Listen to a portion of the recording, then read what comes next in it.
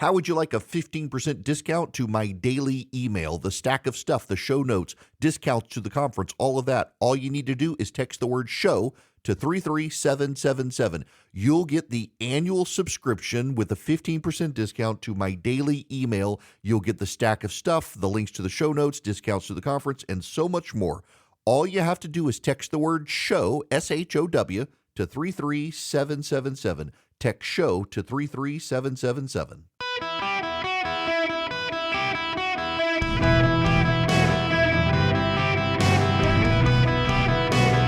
Welcome to the Eric Erickson Show podcast, Hour 1. My fellow Americans, welcome. It's Eric Erickson here across the nation. I am delighted to have you guys with me today. There is a lot going on and a lot of breaking news happening now as protests across the Ivy League continue to expand, happening in Columbia, Yale, so much more. I want to dive into this with you because I got to set the scene for you. There's a lot we need to talk about, but this is, I think, the biggest issue. Last night at Columbia University, students began forming a human chain to keep Jews from being able to walk across campus. Attention, everyone. Can I get everyone to form a human chain right here, please? We have Zionists that have entered. We have Zionists at the entrance of our encampment. Repeat after me. Repeat after me. We have Zionists. We have Zionists who have entered the camp. Now, you need to know it was Jewish students, not Zionists. It was Jewish students. They say this is all about Israel, but they sure are targeting Jews generally. Not only that, they began at Columbia University an Al-Qassam chant.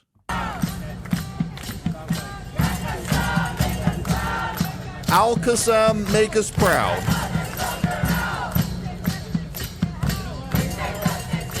They're chanting for Al-Qassam to kill more Jews. That was their chant at Columbia University. Al-Qassam, make us proud.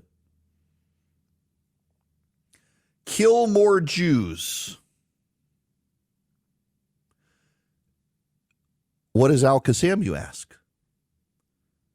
Al-Qassam is the military wing of Hamas that coordinated the October 7th massacre.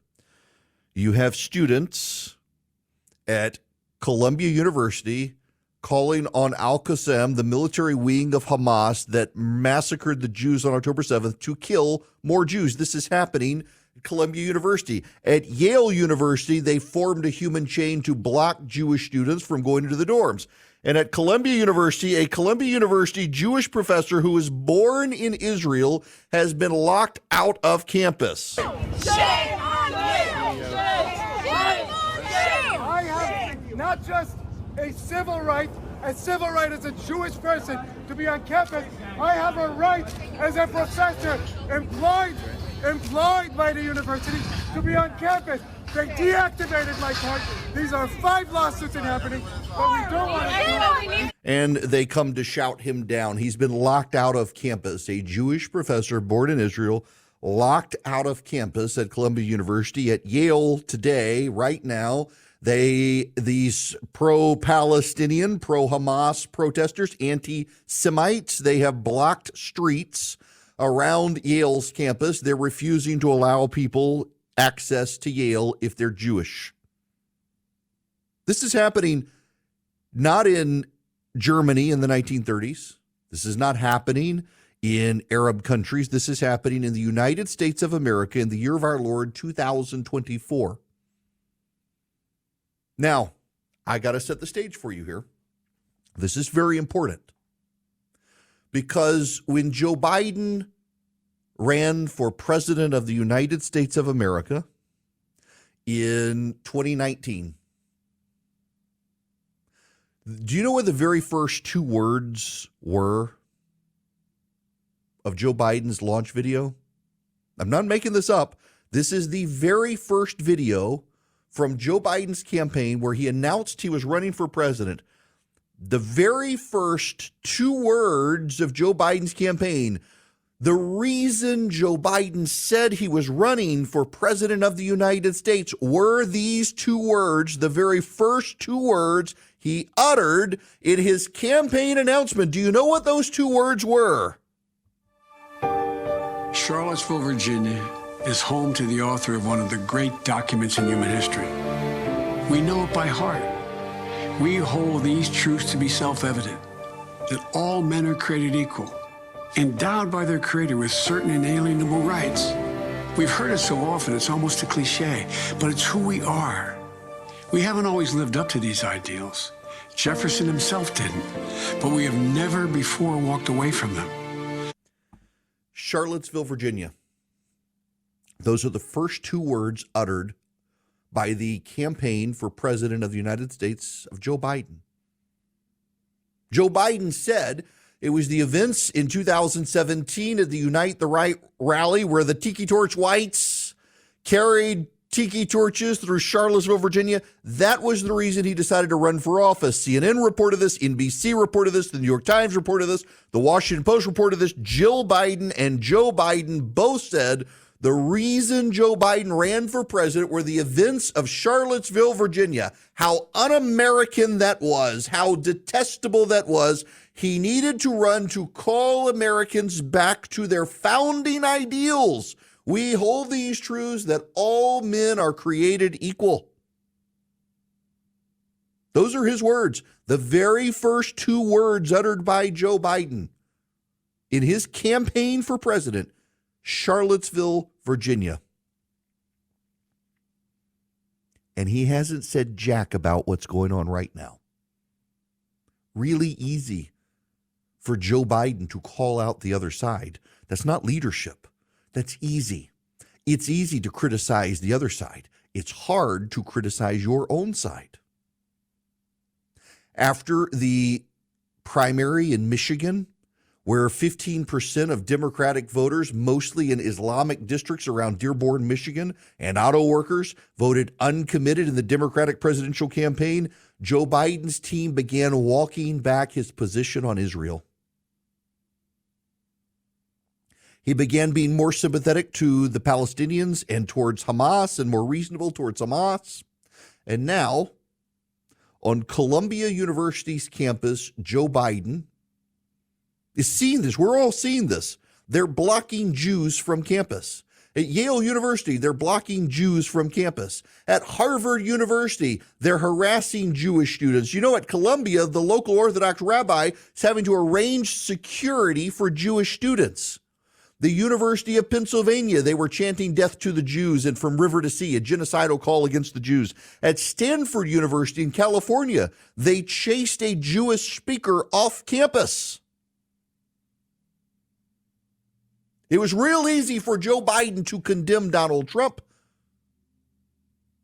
But Joe Biden, he's not showing leadership here. He's showing cowardice. He can't bring himself to hold the anti-Semites and the racists on his side accountable. It's real easy to vilify everybody on the right. You got all of MSNBC claiming it's the Tiki Torch Whites who are the big threat in America. Last I checked, the Tiki Torch Whites aren't blocking any Jew from going to school. The Democrats have a pattern in history of racists blocking schools from access by those they don't like. And here they are again, falling back on their nature. And Joe Biden's unwilling to call them out. Oh, sure, the White House will release a statement written in Joe Biden's name, but where's Joe Biden? Where is Joe Biden? At war with the English language still? Asleep? They're not trotting Joe Biden out. You know, this is one of the most remarkable things about this administration at this moment. They can't trot Joe Biden out to make a forceful case to stand with Ukraine. They can't do it. He's unwilling to stand up himself. It's all got to be pre-planned, pre-written statements. He can't just off the top of his head defend Ukraine. He can't defend Israel. He can't denounce anti-Semitism. He can't come out to a microphone because instead he may cause an international incident talking about his uncle being eaten by cannibals in Papua New Guinea.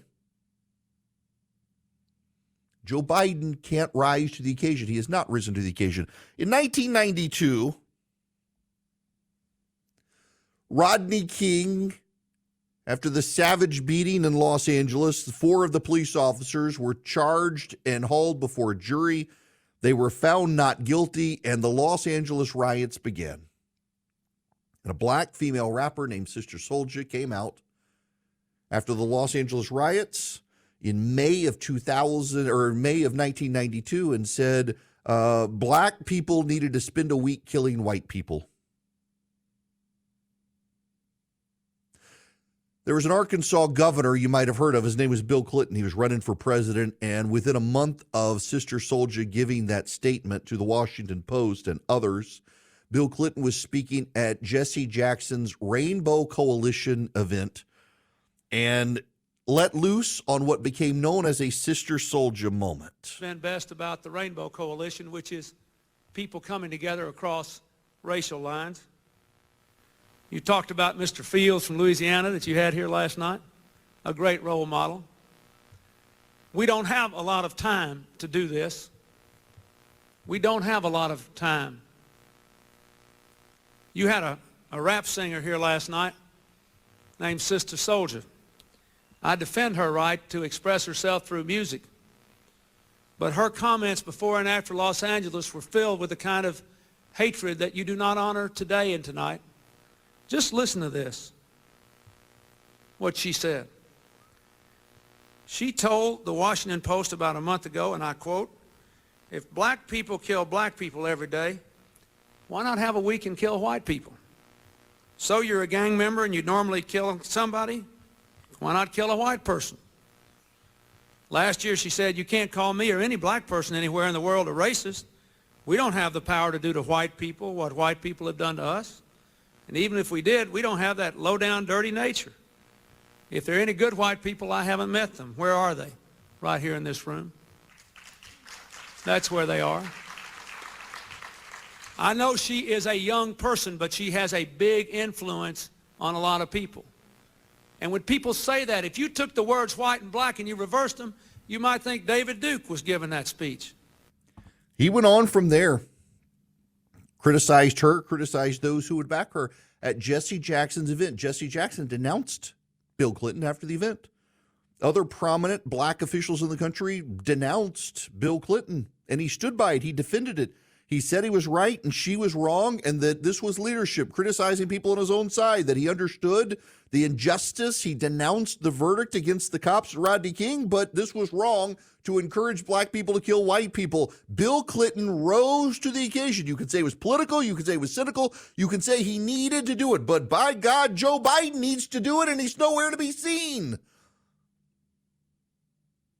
You have not foreigners on college campuses in this country. You have white American kids and black American kids and other non-white American kids on Ivy League campuses forming human chains to block Jews from going to their dorms and classes.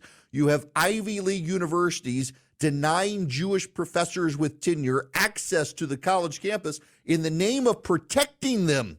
You have white students calling for Al-Qassam, Hamas's militant wing, to murder Jewish students on campus. Over the weekend, a picture came out of a white girl wearing the dish towel wrapped around her head, holding a sign pointing to Jewish students waving American flags. The Jewish students waving American flags. The anti-Jewish students burning the American flags. The Jewish students, she held a sign pointing to them with an arrow pointing to them. Al-Qassam, your next target, please. Al-Qassam, again, the group that orchestrated the massacre of October 7th. This was a white girl, wasn't a foreigner, was a white girl, a woke white girl on a college campus. We have white and black. We have other non-white American voting citizens on these college campuses calling for death to the Jews, blocking Jews from campus, and Joe Biden is silent. At best, they release words on paper. Joe Biden has not stood up and announced this. Joe Biden could have a Sister Souljah moment, and the fact that he hasn't is a pretty big indication Joe Biden needs the votes of the anti-Semites to win in November, and he doesn't want to rise to the occasion because to do so might cost him an election. Real leadership is putting it all on the line like Mike Johnson did in the face of an ouster by his own conference. He still stood strong for Ukraine. Joe Biden is being led around by the anti-Semites instead of leading them out the door away from campus and into jail. Joe Biden can't lead right now. Those of you who are Jewish should be really concerned. The President of the United States is refusing to come to the microphone and flat out denounce anti-Semitism and racism on college campuses because the man whose first words in his campaign were Charlottesville, Virginia, can't actually bring himself to hold his own side to the same standard he wants to hold Donald Trump's side to. Pretty damning indictment of his character, and I hope he proves me wrong. But I'm not going to hold my breath. Hello there. Welcome. It is Eric Erickson here. The phone number, 877-973-7425. If you want to be on the program. Look, let me just summarize this for you, what's happening. Joe Biden ran for president to beat Trump and turn the American moral compass away from Charlottesville, Virginia. 4 years later, Donald Trump is more popular than Joe Biden, and the racists and anti-Semites are marching across American campuses, making human chains to block access to the college campuses of Jewish students. That's Joe Biden's America now. This isn't Donald Trump's America. These are not Donald Trump voters. These are Joe Biden and progressive supporters. The media in the United States during Donald Trump's tenure spent an extraordinary amount of energy denouncing Trump and white nationalists and claiming that the threat from the right far outweighed the threat from the left, despite the two mass political assassination attempts in this country in the last decade coming from MSNBC viewers. They kept telling us it was white nationalists, it was Republicans, it was conservatives, it was Christians who were the threat. That's not the way it's played out. It's not Christians blocking college campus access. It's not white nationalists harassing Jews on college campuses. It's not Republicans blocking Jewish professors from accessing college campuses. This is the progressive movement in America. It is the progressive movement from whom the last two mass assassination would-be antagonists came from. It is the progressive movement that's showing itself violent despite what the media wants you to hear.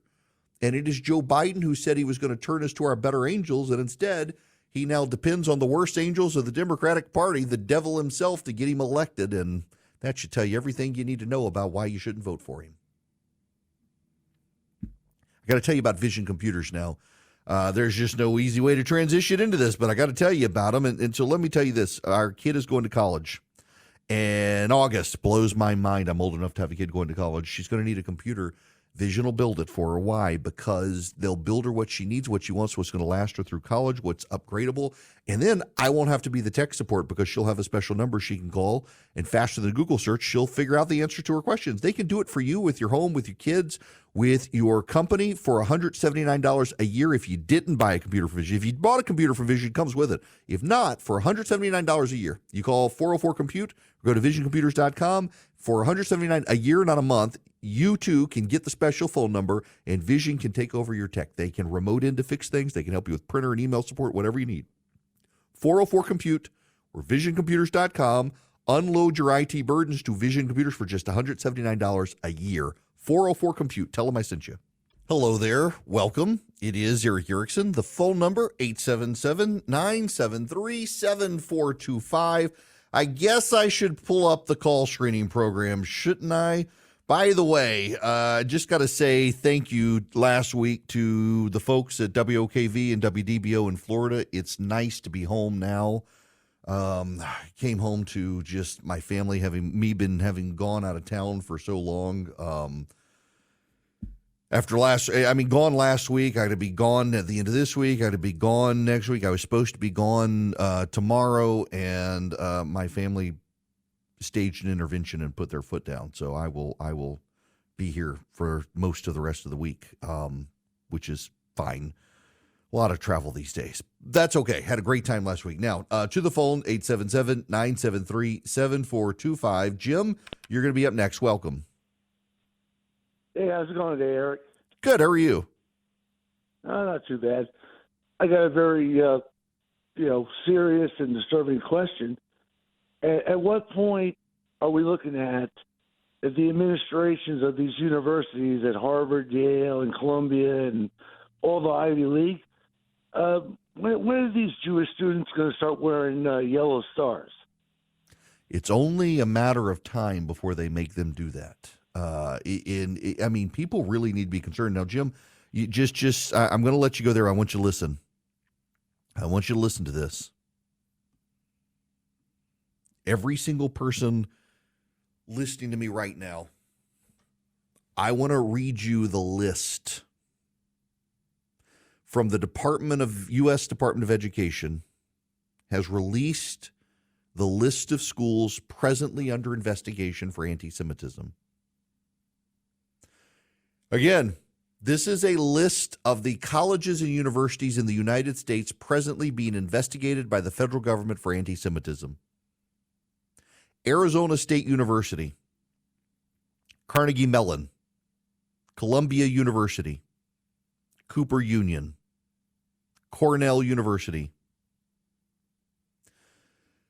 City University of New York, Brooklyn College, City University of New York, Hunter College, City University of New York, School of Law, Duke University, George Washington University, Harvard University, Illinois Wesleyan University, Indiana University Bloomington, Middlebury College, Muhlenberg College, Northwestern University, Oberlin College, Princeton University, Rhode Island School of Design, Rutgers University, San Diego State University, Stanford University, State University of New York Binghamton University, State University of New York College at New Paltz,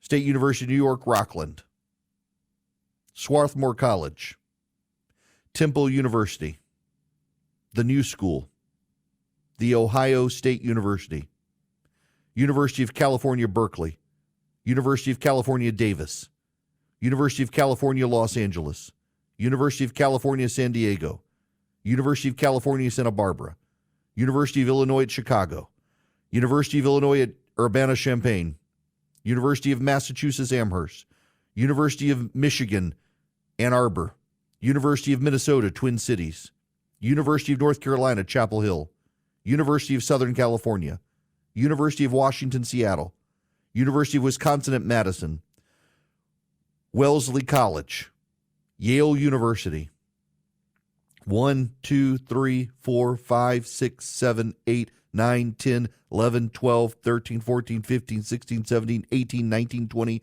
21, 22, 23, 24, 25, 26, 27, 28, 29, 30, 31, 32, 33, 34, 35, 36, 37, 38, 39, 40, 41, 42, 43, 44, 45 universities in the United States of America presently under investigation for rampant anti-Semitism on college campus. Some of the leading universities in the United States: Carnegie Mellon, Columbia, Cooper Union, Cornell, Duke University, George Washington, Harvard, Northwestern, Oberlin, Princeton, Rutgers, UCLA, USC, Swarthmore, Wellesley, Yale, the New School, The Ohio State University.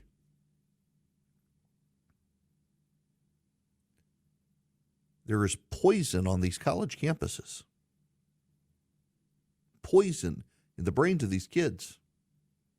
Contrary to what a lot of people think, of what a lot of people are saying, these are not immigrants on these college campuses. Some of them are, but a lot of them are white kids, privileged white kids. It's the same white kids who have been planting bombs around the city of Atlanta. They came from New England to Atlanta, planted explosive devices around the city of Atlanta to protest the building of a police training facility. It's upper income white kids.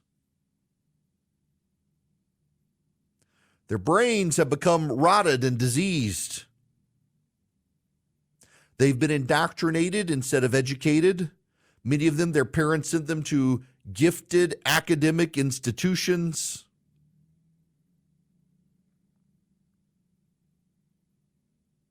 And they were fed a diet of hating Jews in the United States. There's not a single school on that list from the Southeastern Conference. Very few in the ACC. Whole lot of Ivy League schools, a lot of them West Coast and New England. You can get a really good college degree from the SEC, from the ACC. You can get a really good degree out there. You don't have to go to the Ivy League. Buddy of mine texted me this morning and said he was the CFO at a fintech company. Just left there a while back. Said the CEO, the woman in charge, insisted he hire someone from the Ivy League to be in charge of finance under him. That he interviewed someone and they narrowed it down to someone from Dartmouth. Said the person that they looked at was a blithering idiot, but the idiot got the job because the idiot had the Ivy League degree. That company's now gone belly up. You don't have to hire from the Ivy League. And in fact, should be an acknowledgement here to Bill Ackman and others who have been complaining about anti-Semitism that maybe you need to stop hiring from the Ivy League. Maybe you should stop subsidizing this sort of behavior. But I need to say something else and more important to you, and I need you to listen to me here. Not trying to be lecturing, but this has got to be said. In the history of humanity, anti-Semitism is a canary in the coal mine for something not right in society. Anti-Semitism has always been the canary in the coal mine. For those of you who don't understand the analogy, miners, underground subsurface miners, would carry canaries in cages into coal mines who would chirp. And if the canary died, it was a warning sign they needed to get out of the cave because of the air quality. The canary died first. And if they stayed too long, the miners would suffer and die. The canary in the coal mine, the early warning system for something wrong in society. Anti-Semitism has been it in the history of Western and Eastern society as Jews spread around the world. That this is happening on college campuses is a big red flag. That it spilled out after Hamas murdered close to 2,000 Jews in Israel, and that was the impetus for this rallying of anti-Semitism. I have longtime Jewish friends of mine who are fearful right now. They've gone out, they bought guns, they've learned how to use them. They saw what happened in Europe in the 1920s and 30s where they became the scapegoat. And now it's the Ivy League, it's the well-educated, it's the well-funded. Oftentimes, it was Jewish graduates who wrote some of the biggest checks to fund these campuses that are now using those dollars from Jewish alumni to turn the campuses against the Jews. We should all be bothered by this. We should all be alarmed by this. We should also be genuinely alarmed and appalled at the Democratic Party leadership that remains silent. They issue printed statements. They don't come to cameras and talk. They're more concerned about stopping Trump than stopping the Nazis. They claim Donald Trump's the Nazi, but Donald Trump's not the one marching in the streets calling for death to the Jews. It's the Democratic Party base. They want these people's votes in November. And they're playing with fire in this. They're playing with fire, trying to get their votes, keeping Joe Biden quiet. I want to say this. I want to say this in all honesty. Mr. President, prove me wrong.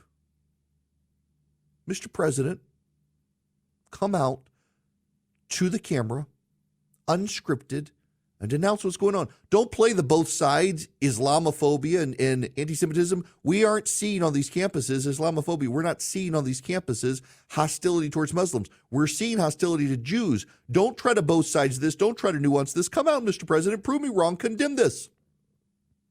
You could condemn the Tiki Torch Whites in Charlottesville, Virginia. Why can't you condemn this publicly? Why are you having to send out prepared statements written by others, not yourself? Why can't you speak yourself to the camera without notes about this issue? Prove me wrong, Mr. President. Prove me wrong, Joe Biden.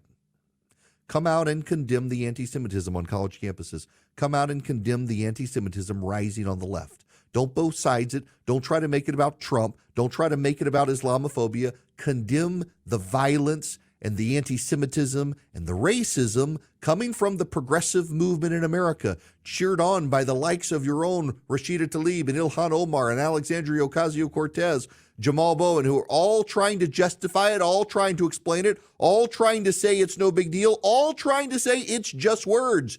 Is it just words, Mr. President? You were so inspired by the words and deeds of Charlottesville, Virginia. You ran for the presidency of the United States, coming out of retirement, claiming you needed to turn the course of the country back to its moral self and better angels. Prove me wrong, Mr. President. Come out and speak. Your silence is very loud right now. Your unwillingness to condemn the people of your own side right now. It's very telling. What's remarkable, Joe Biden, is that you're trying to get the working class to pay off the student loans of these anti-Semitic Ivy League college graduates and students. You're trying to get the working class to bail out these anti-Semites' student loans. You're making no apologies about it. You're defending it. You're defending these kids. Your silence enables them, justifies them. Your silence is condoning, not condemning. Prove me wrong. I'm not going to hold my breath, but I wish you would. When anti-Semitism begins to fester the way it is, bad things tend to happen. It is the canary in the coal mine. It is spreading. They eventually get to the Christians, but they start with the Jews.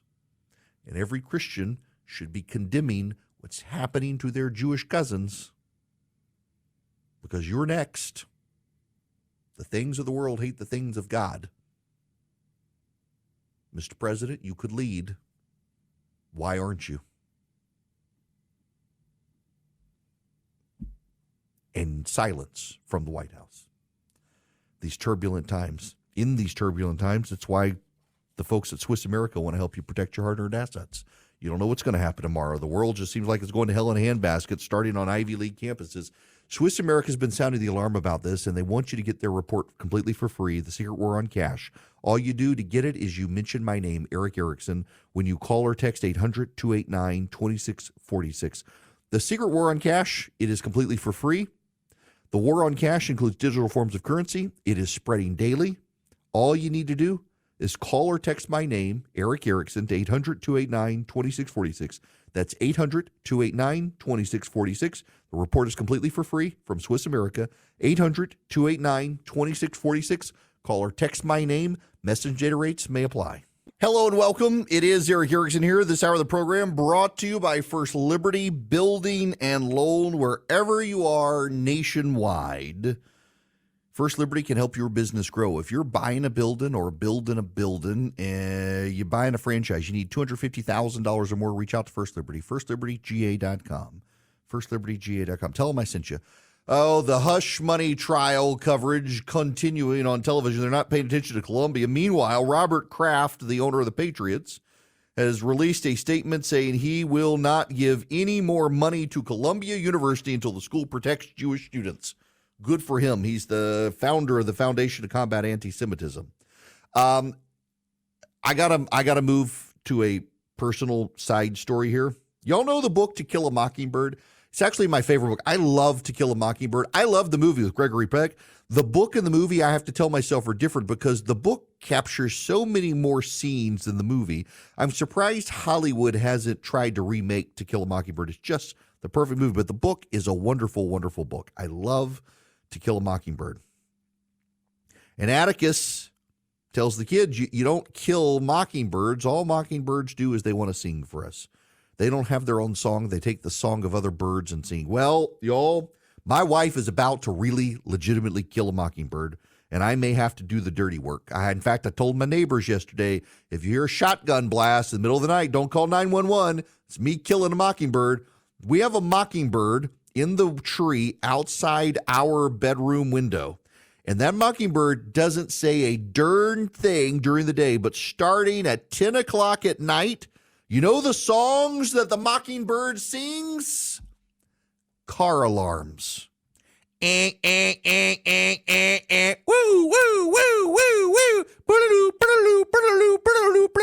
I'm not making a joke. This mockingbird sits outside the window, and starting from about 10 p.m. until 6 a.m., it'll do a couple of bird sounds and then car alarm noises all night long. On the other side of the house, you think, just go to the guest bedroom. Oh, you can still hear it. My wife is ready for us to murder a mockingbird. It's probably got a nest, and I hate to do it, but I'm thinking I gotta go smash the nest and get the mockingbird on the tree. Something, this mockingbird has got to go. All weekend long, all night long, car alarm sounds. Oh my gosh. Atticus clearly never met this mockingbird, or he too. I really thought about just setting the tree on fire. I mean, like, I'm now my son has an airsoft gun. Maybe I need a BB gun. The problem is the bird doesn't make the sounds until night, and it's dark, and so you can't see the bird. On Friday night, my son and I spent a while throwing tennis balls into the tree, just hoping to try to hit in its general vicinity. It wouldn't show up even when we throw it. It's like it was mocking us, this mockingbird. So either there's going to be a tree set on fire in the next few days, or my neighbor's going to wake up to a shotgun blast because it's the middle of the night. We can't see where the bird is. So a big spray from a 12 gauge should do the trick. Or I'm going to have to climb up into and the problem is it's in a cedar tree. I actually legitimately am allergic to cedar. And I'm going to have to climb up into this tree, have my EpiPen ready, find the nest, get rid of the nest to get rid of the mockingbird, and then come down and stab myself with an EpiPen. The things you do for your wives. No, they don't tell you about this before. This is not in the guide to marriage. But one day, in middle age, you find yourself climbing a tree in the middle of the night with a shotgun to kill a mockingbird for your wife, all for love, and not really for love, just so your wife gets a good night's sleep so she doesn't murder you.